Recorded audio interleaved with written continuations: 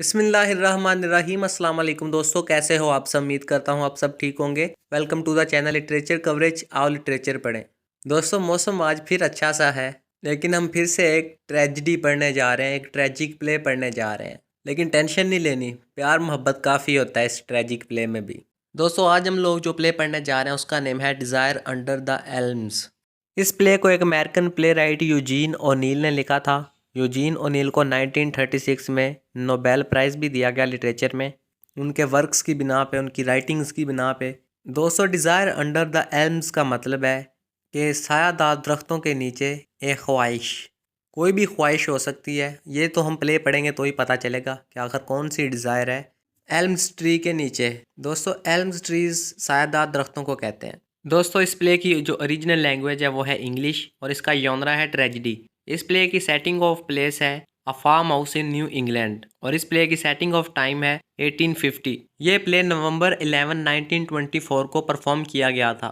जिस जगह पे ये परफॉर्म किया गया उसका नाम है province town play house, New York city, USA. इस प्ले के टोटल 3 एक्ट्स हैं और ये भी एक ट्रिलॉजी है। ट्रिलॉजी का मतलब है कोई ऐसा प्ले जिसके 3 पार्ट्स हों।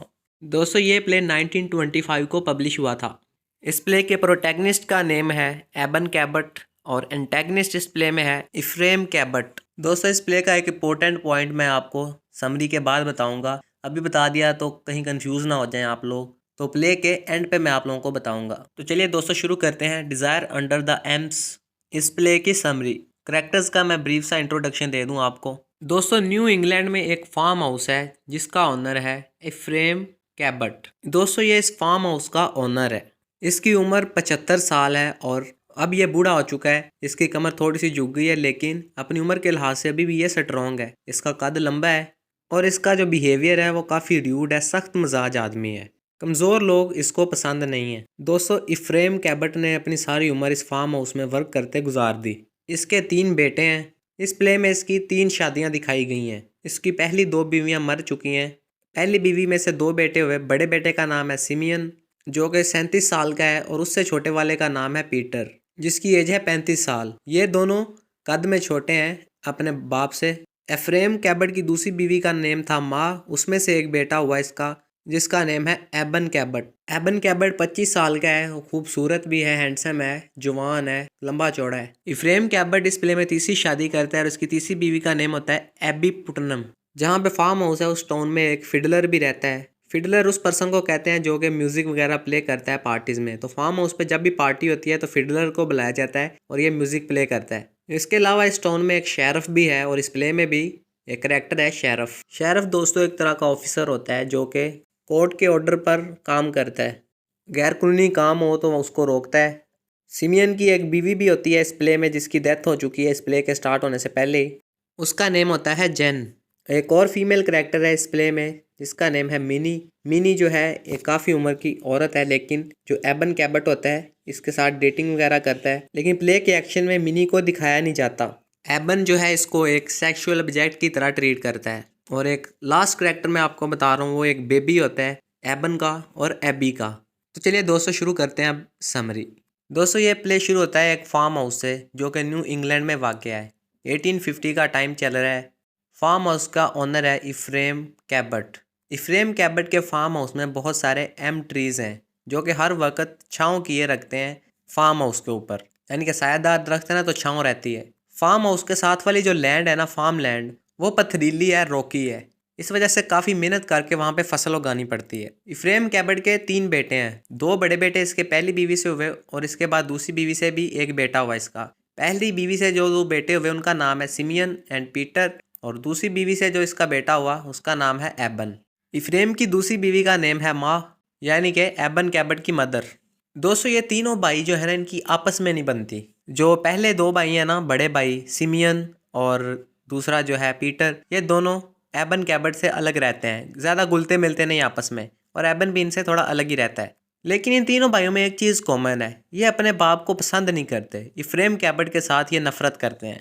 बड़े 2 बेटे जो हैं इसके इफ्रेम कैबट के, सिमियन और पीटर, वो कहते हैं कि इनके बाप ने इनके साथ अच्छा नहीं किया। उनको यहाँ धूप में जलना पड़ता है, फार्म लैंड में काम करना पड़ता है, इतना सख्त काम करवाता है उनका बाप उनसे। इस वजह से वो अपने बाप को पसंद नहीं करते और जो एबन कैबट है वो अपने बाप को इस वजह से पसंद नहीं करता क्योंकि उसके जहन में ये ख्याल है कि इफ्रेम कैबट उसके बाप ने उसकी माँ को बहुत ज़्यादा काम करवा करवा के ही मार दिया। उसकी मौत का जिम्मेदार, अपनी माँ की मौत का जिम्मेदार ये अपने बाप को समझता है एबन कैबट जो है। इस वजह से उसको अपने बाप से नफरत है, अपने बाप से अपनी माँ की मौत का बदला लेना चाहता है। यही सोच रहा है कि उसकी माँ से बहुत ज़्यादा काम करवाता था इफ्रेम कैबट जो है उसका बाप, तो इस वजह से वो मर गई। और इसके अलावा वो बदला भी लेना चाहता है अपने बाप से और ये भी सोचता है कि ये फार्म हाउस उसकी माँ का था, लेकिन ऐसा नहीं है, ये फार्म हाउस इफ्रेम कैबट का ही है। लेकिन एबन कैबट उसका बेटा ये सोचता है, फ्रेम कैबट का बेटा ये सोचता है, वो अपना फार्म हाउस भी वापस लेना चाहता है। जो बड़े दो बेटे हैं सिमियन और पीटर, वो चाहते हैं कि वो यहाँ से ये काम छोड़ के, फार्म खेतों में काम करने वाला काम छोड़ के यहाँ से भाग जाएं, कैलिफोर्निया चले जाएं और गोल्ड रश में जाके ज्वाइन हो जाएं। गोल्ड रश का मतलब है कोई ऐसी जगह जहाँ पे कुछ लोगों को बहुत सारा सोना मिला हो। ये दोनों भाई भी चाहते हैं यहाँ से निकलें और जाके फिर वो सोना हासिल करें और अमीर हो जाएं। क्यों ऐसे खेतों में जल रहे हैं, धूप में काम करना पड़ता है और बाप मेहनत करवाता है इनसे। तो दोस्तों एक दिन एबन कैबट जो होता है ये टाउन का चक्कर लगाता है, तो इसको पता चलता है लोगों से कि इसका बाप जो कि कुछ महीनों से घर से बाहर गया हुआ था, उसने तीसरी शादी कर ली है। दोस्तों ये बात जब तीनों भाइयों को पता चलती है ना, एबन कैबट दूसरे भाइयों को बताता है, अपने सौतेले भाइयों को, तो इन तीनों को बड़ा गुस्सा आता है अपने बाप पे। वो ये सोचते हैं कि अब यार तीसरी उसकी बीवी आ जाएगी, जायदाद में से हिस्सा मिलेगा उसको भी, फिर इनका फार्म हाउस, इनकी जायदाद तो वो बीवी हड़प लेगी एफ्रेम कैबट की, और इन भाइयों को कुछ नहीं मिलेगा। इस वजह से ये बहुत गुस्सा होते हैं अपने बाप पे। तो जो एबन कैबट होता है ना, अपने दोनों भाइयों को एक मशवरा देता है, कहता है कि तुम लोग कैलिफोर्निया जाना चाहते हो ना, तो तुम क्या करो, अपने शेयर्स मुझे बेच दो, यानी कि जो तुम्हें हिस्सा आता है ना तुम लोगों का फार्म हाउस में, जितना हिस्सा बनता है तुम लोगों का, उसके पैसे मुझसे ले लो और अपना हिस्सा मुझे दे दो। तो सिमियन और पीटर सोचते हैं यार क्या हम लोग यहाँ पड़े हुए हैं, बेच देते हैं फार्म हाउस का जो हिस्सा हमारा बनता है ना, एबन को दे देते हैं और इससे पैसे ले लेते हैं और सुकून से कैलिफोर्निया निकल जाते हैं। वहाँ पे जाके सोना सोना इकट्ठा करेंगे और अमीर हो जाएंगे। मान लेते हैं उसका आइडिया एबन कैबट का, अपने छोटे भाई का, सौतेले भाई का, और कहते हैं कि ठीक है पैसे दे दो हमें और शेयर रख लो तुम। तो एबन कैबट क्या करता है, अपने बाप इफ्रेम कैबट के जोड़े हुए पैसे होते हैं ना, उसकी जो मेहनत की कमाई होती है, उसने सारी ज़िंदगी लगा के सेविंग्स की होती हैं, वो पैसे पकड़ता है और इन दोनों भाइयों को दे देता है। और जब ये दोनों भाई कैलिफोर्निया के लिए निकलने लगे होते हैं, अपनी किस्मत आजमाने के लिए, अपना फ्यूचर बेहतर करने के लिए, अमीर होने के लिए, तो इनका बाप इफ्रेम कैबट अपनी नई बीवी एबी पुटनम के साथ फार्म हाउस पे वापस आता है। जाते जाते बुरे अल्फाज बोल के जाते हैं अपने बाप को। सिमियन और पीटर होते हैं जो, उनको गुस्सा होता है ना अपने बाप पे, और वो वहाँ से चले जाते हैं। जो एबी पुटनम है वो नए फार्म हाउस में आके, इतने खूबसूरत फार्म हाउस में आके बहुत खुश है, घर देखती है और एबन से मिलती है। दोनों की अच्छी दोस्ती हो जाती है, एक दूसरे के साथ अटैच हो जाते हैं। शुरू शुरू में तो एक दूसरे के साथ इतनी नहीं बनती इनकी, लेकिन आहिस्ता आहिस्ता अटैच होना शुरू हो जाते हैं। एबन और जो एबी है, इन दोनों की दोस्ती हो जाती है आपस में, स्टेप मदर और स्टेप सन। लेकिन ना एक बात होती है इसके माइंड में, एबन कैबट के माइंड में, वो कहता है कि यार ये जो एबी है ना, इसकी स्टेप मदर, इसके बाप की तीसरी बीवी, ये इसके फार्म हाउस पे निगाह रखे हुए है। एबन कैबट समझता है ये फार्म हाउस उसका या उसकी माँ का है, माँ का, जिसका नेम होता है माँ। एबन की मदर का नेम बता रहा हूँ। लेकिन एबन सोचता है ये जो एबी है ना, ये फार्म हाउस को अपना ही समझती है, ये सोचती है कि इसका है फार्म हाउस। इस वजह से थोड़ा गुस्सा भी है जो एबन होता है। दोस्तों धीरे धीरे एबन और जो एबी होती है, ये दोनों एक दूसरे के प्यार में पड़ना शुरू हो जाते हैं। दोनों की नज़दीकियाँ बढ़नी शुरू हो जाती हैं और बहुत अच्छे दोस्त भी बन जाते हैं। ये 2 महीने बाद का सीन दिखाया जाता है। एबन कैबट एक जगह पे बैठा होता है और वो मिनी का वेट कर रहा होता है। मिनी इसी टाउन में रहने वाली है, काफ़ी उम्र की खतून है, लेकिन फिर भी एबन कैबट उसको डेट करता है और उसका वेट कर रहा है कि कब वो गुजरेगी और उसको, मिनी को वो सीड्यूस करेगा। लेकिन वहाँ पे आ जाती है एबी, और एबी जो है वो फ्लर्ट करना शुरू कर देती है एबन के साथ। दोस्तों एबन जो है वो अच्छा फील नहीं करता और ग्रीन सिग्नल नहीं देता इसको। ग्रीन सिग्नल समझते हो ना, मजाक कर रहा हूँ। मतलब ये है कि वो पॉजिटिव रिस्पॉन्स नहीं देता एबी को, और एबी को जब फील होता है कि ये किसी और औरत का वेट कर रहा है, मिनी का वेट कर रहा है, तो वो जेलस फील करती है, यानी कि जलती है। जैसे कि एक लड़की अगर किसी लड़के से प्यार करती है ना, तो कोई दूसरी लड़की उस लड़के के पास है तो पहली वाली को जलन फील होती है, वो वाला सा भी होता है। तो एबी जो है ना, वो जाके बता देती है इफ्रेम कैबट को कि तुम्हारा बेटा ये हरकतें कर रहा है, औरत को सड्यूस कर रहा है, मिनी को सड्यूस कर रहा है, इसलिए बाहर बैठा हुआ है। इफ्रेम कैबट को गुस्सा आता है और वो मारने लगता है इसको, अपने बेटे को, एबन कैबट को, कि एबी जो है वो कहती है कि मैं तो मजाक कर रही थी, और शर्मिंदा होती है कि उसने क्यों बताया उसको, अपने हस्बैंड को, कहीं एबन को बुरा ही ना लग गया हो। दोस्तों हालात चेक करें, बीवी ये फ्रेम कैबट की है, लेकिन प्यार मोहब्बत तेले बेटे के साथ हो रहा है। एबन कैबट का बाप इफ्रेम कैबट फिर थोड़ा सा रिलैक्स फील करता है और किस करने लगता है अपनी बीवी को, एबी को, लेकिन वो उसको किस नहीं लेने देती।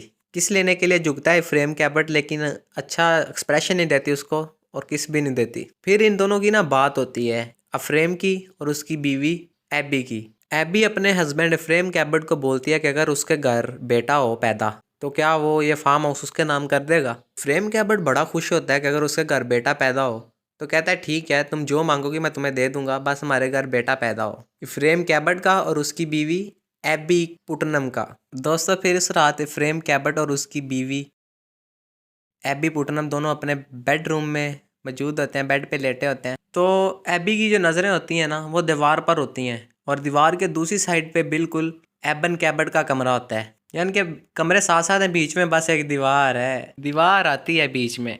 तो दूसरी जानब जो एबन कैबट होता है ना वो भी बिल्कुल दीवार पर नजरें जमाए होता है, उसी दीवार पर जो कि उसके बेडरूम के दरमियान और उसके बाप फ्रेम कैबट और एबी पुटनम के बेडरूम के दरमियान होती है। अब एबी और एबन अपने अपने कमरे में लेटे बीच में आई दीवार पर नजरें जमाए लेटे हुए हैं, देख रहे हैं। दोस्तों तो जो होता है ना इसका हस्बैंड, एबी का हस्बैंड फ्रेम कैबट, वो कहानी सुनानी शुरू करता है। वो कहता है कि उसने इस फार्म पर बहुत मेहनत की, अपनी फार्म लैंड को उसने बहुत मेहनत करके अच्छा किया। ज़मीन पथरीली थी, रोकी लैंड थी, लेकिन फिर भी बहुत ज़्यादा मेहनत करके फ्रेम कैबट ने इस ज़मीन को फसलें बीजने के काबिल बनाया, यानी ज़राअत के काबिल बनाया। उसके बाद वो बताता है कि वो अपनी ज़िंदगी में काफ़ी अरसा तनहा रहा। उसकी दोनों बीवियाँ, पहली बीवी और दूसरी बीवी माँ, दोनों की डेथ हो गई थी और उसके बाद वो बड़ा अरसा तनहा ही रहा।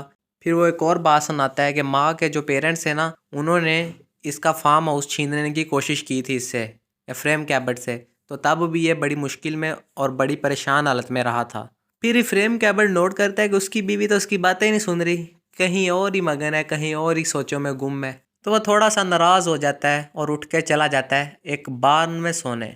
बार्न एक बिल्डिंग होती है जिसमें अनाज वगैरह स्टोर किया जाता है, या फिर कह लें फार्म हाउस के बाहर वाली बिल्डिंग में सोने के लिए चला जाता है फ्रेम कैबट। दोस्तों फिर एबी उठती है और एबन के कमरे में चली जाती है। दोस्तों कैसी स्टोरी लग रही है? अगर अच्छी लग रही है तो कमेंट करके ज़रूर बताओ। एबी एबन के कमरे में चली जाती है और उसको सिड्यूस करना शुरू कर देती है, उसको माइल करना शुरू कर देती है सेक्स के लिए। दोनों में डिज़ायर होती है एक दूसरे के साथ रोमांस करने की, एक दूसरे के साथ लव करने की और फिजिकल होने की। शुरू शुरू में जो एबन होता है वो ना थोड़ा सा मज़ाहमत करता है, रोकता है उसको, एबी को। तो एबी क्या करती है फिर एबन के रूम से निकल के माँ के पार्लर में चली जाती है। यानी एबन की जो माँ होती है ना, माँ उसका एक कमरा होता है जिसको पार्लर कहा गया है, एक प्राइवेट रूम होता है, तो उसमें चली जाती है एबी। दोस्तों एबन को पता नहीं क्या ख्याल आता है, वो भी ना थोड़ा सा मदहोशी की हालत में उसके पीछे चला जाता है, एबी के पीछे माँ के पार्लर में, अपनी माँ के कमरे में ऐसे कह लें। अब एबी और एबन दोनों माँ के कमरे में पहुंच चुके हैं। एबन की माँ तब भी मर गई थी जब वो टीनेजर था और तब से ही ये कमरा बंद पड़ा था। तो एबी और एबन दोनों को उस कमरे में जाकर डर लगता है, लेकिन कुछ ही देर में उस कमरे की एनर्जी गर्माइश में बदल जाती है। एबी एबन कैबट को बोलती है कि तुम्हारी मदर माँ ना चाहती है कि हम दोनों एक साथ रहें। तो भाई एबन उसकी बाहों में चला जाता है एबी की, दोनों हग कर लेते हैं। और एबन कैबट को आधा अपनी माँ का दुख है, इस वजह से वो गले लगा है एबी के, और आधी उसकी डिज़ायर है, ख्वाहिश है एबी के लिए कि वो दोनों फिजिकल हों। एबी बोलती है एबन कैबट को कि वो उसको उसकी मदर माँ की तरह प्यार करेगी, उसको बेटे की तरह समझती है वो। दोस्तों फिर एक दूसरे को किस करते हैं ये और फिजिकल हो जाते हैं, सेक्स कर लेते हैं, प्यार मोहब्बत करते हैं। और जो इसका हस्बैंड है फ्रेम कैबट, वो बेखबर सोया हुआ है बार्न में। अगली सुबह जब उठते हैं दोनों तो जो एबन कैबट होता है वो बहुत खुश होता है। वो कहता है कि उसकी मदर माँ अपनी कब्र में सुकून से आराम कर रही होगी। दोस्तों फिर 1 साल के बाद का सीन दिखाया जाता है। भाई पार्टी चल रही है उसके घर, फ्रेम कैबट के घर। क्यों? क्योंकि उसके घर काका हो गया है, यानी बेबी हो गया है अब फ्रेम कैबट का और उसकी बीवी एबी का। फिडलर भी होता है, म्यूजिक बजा रहा होता है, सभी नाच रहे होते हैं, शराब पी रखी होती है सब ने। और फ्रेम कैबट तो भाई खुशी से नाच रहा है कि उसके घर बेबी हो गया इस उम्र में भी। टाउन के काफ़ी सारे लोग मौजूद होते हैं, तो शराब पी के फ्रेम कैबट डांस कर रहा होता है, तो पीछे से वो हंसते हैं जो टाउन के लोग होते हैं ना फ्रेम कैबट पे। उनको पता होता है कि ये बेबी फ्रेम कैबट का नहीं है बल्कि उसके बेटे एबन कैबट और एबी का है। यानी कि एफ्रेम कैबट के होने वाले बच्चे का बाप एफ्रेम कैबट नहीं है बल्कि उसका बेटा एबन कैबट है। और ये बात एफ्रेम कैबट को अभी नहीं पता। इस वजह से वो ये तो सोच रहा है ना कि उसका ही बेटा हुआ है, इसलिए वो खुशी मना रहा है, नाच रहा है, और बाकी सारे लोग उसके पीठ पीछे मजाक कर रहे हैं, हंस रहे हैं उसके ऊपर। और सीढ़ियों के ऊपर एबन कैबट खड़ा है बेबी के झूले के पास, और जो एबी है वो ढूंढ रही है एबन किधर है। वो बड़ी परेशान है, जर्द हुई पड़ी है, बड़ी वीक दिखाई दे रही है। फिर उसको एबन कैबट मिल जाता है, वो उसके पास चली जाती है और दोनों प्यार से बच्चे को देखते हैं, उनके बच्चे को। और दोस्तों नीचे पार्टी चल रही होती है, लोग बड़ा हंस रहे होते हैं फ्रेम कैबट पे कि उसको किस तरह से पागल बना दिया गया है। बेटे का बाप कोई और है और खुशी फ्रेम कैबट मना रहा है। दोस्तों इस पार्टी वाली रात के बाद एबन कैबट और उसका बाप एफ्रेम कैबट आपस में मिलते हैं। तो फ्रेम कैबट मजाक मजाक में कहता है अपने बेटे को, एबन कैबट को, कि तुम और एबी जो कुछ मर्जी कर लो, ये फार्म हाउस तुम लोगों को नहीं मिलने वाला। एबी ने प्लान बनाया था इस फार्म हाउस को हासिल करने के लिए कि अगर उसके घर बेबी पैदा हुआ तो ये फार्म हाउस फ्रेम कैबट एबी के नाम कर देगा। एबन कैबट को ये सुन के बड़ा गुस्सा आता है कि फार्म हाउस के चक्करों में उसने ये प्यार का दिखावा किया उसके साथ। तो एबन उसके साथ लड़ने के लिए जाता है एबी के साथ, कि जो फ्रेम कैबट उसका बाप होता है उसको गले से पकड़ लेता है, गर्दन से पकड़ लेता है और उसको फिर से मजाक करने लग जाता है। दोनों की लड़ाई शुरू हो जाती है। लड़ाई मजीद बढ़ने लगती है कि एबी भागे भागे आती है और दोनों को अलग कर देती है। फिर एबी और एबन ये दोनों बात करते हैं। एबन इसको कहता है कि तुम मुझसे प्यार नहीं करती, तुमने ये सारा कुछ बेबी हासिल करने के लिए और फार्म हाउस को हासिल करने के लिए किया। तुम चाहती थी कि तुम्हारा बच्चा हो जाए और फार्म हाउस तुम्हारे नाम कर देगा फ्रेम कैबट। तुमने इस वजह से मेरे साथ प्यार का झूठा दिखावा किया। वो बहुत गुस्सा होता है, लेकिन एबी कहती है नहीं, मैं ना बच्चे से प्यार करती हूँ ना इस फार्म हाउस से, मैं सिर्फ तुमसे प्यार करती हूँ एबन कैबट। लेकिन वो नहीं मानता और कहता है कि वो कैलिफोर्निया चला जाएगा अब। अगली सुबह वो कैलिफोर्निया के लिए निकलने का प्लान बना लेता है। इस फार्म हाउस को छोड़ के और एबी को छोड़ के जाने का प्लान कर रहा होता है और बता भी देता है एबी को। दोस्तों सुबह होने से पहले एबी क्या हरकत करती है, अपने बेबी के झूले के पास खड़ी होती है और उसके बाद वो अपने बच्चे को मार देती है। बच्चे को मारने के बाद चीखती चिल्लाती है और उसके बाद सीढ़ियों से नीचे जाती है और वहाँ पे एबन होता है, उसकी बाहों में लिपट जाती है। उसको जाके बताती है कि मैं सिर्फ तुमसे प्यार करती हूँ, मैंने उसको मार दिया, मैंने अपना प्यार साबित कर दिया, मैं किसी और चीज़ से प्यार नहीं करती, मैं सिर्फ तुमसे ही प्यार करती हूँ एबन। एबन हैरान हो जाता है और ये सोचता है कि एबी कैबट को मार रही है, फ्रेम कैबट को लगता है कत्ल कर दिया इसने। उसके बाद एबी हंसने लग जाती है और कहती है कि उसने बेबी को कत्ल कर दिया है, अपना प्यार साबित करने के लिए बच्चे की जान ले ली भाई।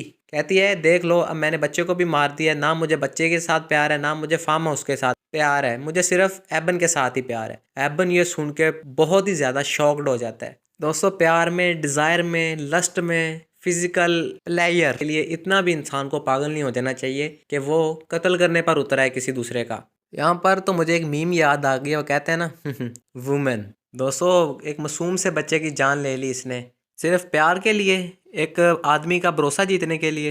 एबन कैबट परे करता है इसको, एबी को, और शेरिफ के पास चला जाता है उसको बताने के लिए कि एबी ने ये बच्चे का कत्ल कर दिया है। एबी रोती है, चिल्लाती है कि मुझसे फिर से प्यार करो, लेकिन एबन कैबट चला जाता है शेरिफ को बताने के लिए। दोस्तों बच्चे के मर्डर से पहले एबन एबी को ये बात बोलता है कि तुमने सिर्फ फार्म हाउस के लिए और बच्चे के लिए इतना कुछ किया, मुझे धोखा दिया। तो एबी इस वजह से बच्चे को कत्ल कर देती है अपना प्यार साबित करने के लिए, और बच्चा कत्ल हो गया तो एबन शेरिफ को बताने चला गया है। दोस्तों सुबह का टाइम हो जाता है, फिर अफ्रेम कैबट आता है और आके देखता है कि इसकी हालत बहुत ख़राब है, उसकी बीवी एबी की। उसे पूछता है क्या हुआ, तो वो बताती है कि उसने बेबी को कत्ल कर दिया, उसका मर्डर कर दिया। तो ये भी शॉक्ड हो जाता है अफ्रेम कैबट और गुस्से से पकड़ लेता है एबी को ज़ोर से। एबी उसको धक्का दे परे करती है और गुस्से से कहती है कि वो बेबी उन दोनों का नहीं था, अफ्रेम कैबट का और एबी का वो बेबी नहीं था, बल्कि वो एबन कैबट का बेबी था और एबी का। फिर एबन कैबट शेरिफ को बता के वापस आ जाता है। उसको अफसोस होता है कि उसने क्यों जाके उस शेरिफ को बताया, क्योंकि वो प्यार करता है उससे, एबी से, लेकिन एबी ने कत्ल किया है तो इस वजह से उसने जाके शेरिफ को बता दिया। वापस आने के बाद एबी के गले लग जाता है एबन, दोनों हक करते हैं। तो फ्रेम कैबट बोलता है कि तुम दोनों को ना लटका देना चाहिए। उसके बाद फ्रेम कैबट सोचता है कि वो भी कैलिफोर्निया चले जाएगा, वो भी इधर नहीं रहेगा इन लोगों के पास, फार्म हाउस को छोड़ देगा। तो वो एक बॉक्स ओपन करता है जिसमें उसने अपनी उम्र भर की कमाई रखी होती है। वो बॉक्स ओपन करता है तो वो खाली होता है। वो पूछता है कि पैसे किधर गए, तो एबन कैबट कहता है कि उसने ये पैसे सिमियन और पीटर को दे दिए और उनका हिस्सा खरीद लिया इस फार्म हाउस में, जो उनका हिस्सा था ना वो खरीद लिया, उनकी जायदाद खरीद ली जो कि उनको मिलनी थी, जो उनके हिस्से में आती थी इस फार्म हाउस में से और फार्म लैंड में से। दोस्तों वो वाला डायलॉग याद है ना, गंदी औलाद ना मज़ा ना स्वाद। हो सकता है इफ्रेम भी अपनी औलाद के बारे यही सोचता हो। बड़ा दुखी होता है बेचारा इसके बाद। इफ्रेम सोचता है कि हो सकता है खुदा की यही मर्जी हो कि इफ्रेम इसी फार्म हाउस में रहे, और उसको ये भी डर होता है इफ्रेम को कि अब वो फिर से तनहा होने वाला है। दोस्तों फिर क्या, शेरफ आ जाता है कुछ आदमियों के साथ अरेस्ट करने के लिए एबी को। तो जब अरेस्ट कर रहा होता है ना एबी को, तो एबन कैबट बोलता है शेरिफ को कि वो भी कत्ल में शामिल था, तो इसको भी अरेस्ट कर लेते हैं शेरिफ और उसके आदमी। एबन कैबट और एबी दोनों को अरेस्ट कर लिया जाता है और ये दोनों फिर से एक दूसरे के साथ प्यार का इजहार करते हैं। मोहब्बतां सच्चियां ने ये बात दोनों पक्की करते हैं कि वो एक दूसरे से मोहब्बत करते हैं, एबन कैबट और एबी पुटनम। उसके बाद शेरिफ और उसके आदमी एबी को और एबन दोनों को ले जाते हैं। जाते जाते मुड़ के देखता है वो शेरिफ इस फार्म हाउस को और कहता है कि काश ये फार्म हाउस उसका होता, क्योंकि ये बहुत खूबसूरत है। दोस्तों अब समझ आ गई होगी डिज़ायर अंडर द एम्स इसका क्या मतलब है, यानी कि सायादार दरख्तों के नीचे कौन सी ख्वाहिश थी, उसकी समझ आ गई होगी आपको। दोस्तों ये था प्ले। अब जो मैंने इंपॉर्टेंट बात आपको बतानी थी, इंपॉर्टेंट पॉइंट इस प्ले के बारे में बताना था, वो ये था कि यूजीन ओनील ने ग्रीक मिथ से इस प्ले को उठाया है। एक ग्रीक मिथ से अडेप्ट किया गया है ये प्ले, यानी कि कहानी का मेन थीम मिलता जुलता है। ग्रीक मिथ वाली जो कहानी थी वो, और ये यूजीन ओनील का ये प्ले है, ये भी इसकी जो कहानी है मिलते जुलते हैं दोनों। एक ग्रीक ट्रेजेडियन यूरिपोडीज, उसने एक ट्रेजेडी लिखी थी हिपोलाइटस। हिपोलाइटस में एक बादशाह होता है थीसियस और उसका एक बेटा होता है हिपोलाइटस। थीसियस नई शादी करता है और उसकी नई बीवी आती है जिसका नाम होता है फाइड्रा। तो दोस्तों जो फाइड्रा होती है ना, अपने सौतेले बेटे हिपोलाइटस के साथ प्यार में पड़ जाती है, प्रेम में पड़ जाती है। ये फाइड्रा होती है हिपोलाइटस के साथ फिजिकल होने की कोशिश करती है, लेकिन वो इसको रिजेक्ट कर देता है, तो ये उस पर रेप का इल्ज़ाम लगा देती है और सुसाइड कर लेती है और अपने गले में एक लेटर डाल लेती है, लटक जाती है, सुसाइड कर लेती है। तो थीसियस आकर लेटर जब पढ़ता है ना, तो उसमें लिखा होता है कि हिपोलाइटस ने उसका रेप किया है। थीसियस की बीवी मर गई है और खत में लिखा है कि उसके बेटे हिपोलाइटस ने उसका रेप किया है, तो उसको बड़ा गुस्सा आता है हिपोलाइटस पे। तो दोस्तों हिपोलाइटस के साथ एक हादसा हो जाता है और जब वो मरने वाला होता है तो वो अपने बाप को माफ कर देता है। उसके बाप को फिर सच पता चल जाता है कि उसका बेटा हिपोलाइटस जो है उसने रेप नहीं किया उसकी बीवी फाइड्रा का। फाइड्रा झूठ बोल रही थी, वो खुद हिपोलाइटस के प्यार में पागल थी। फिर हिपोलाइटस भी मर जाता है और थीसियस फिर इस दुख में रहता है कि उसने अपने बेटे को खो दिया। दोस्तों अब स्टोरी कुछ रिलेट हो रही है ना, ग्रीक मिथ से ये स्टोरी अडेप्ट किया यूजीन ओनील ने। दोस्तों उम्मीद करता हूँ आप लोगों को समझ आई होगी। आज की वीडियो में बस इतना ही।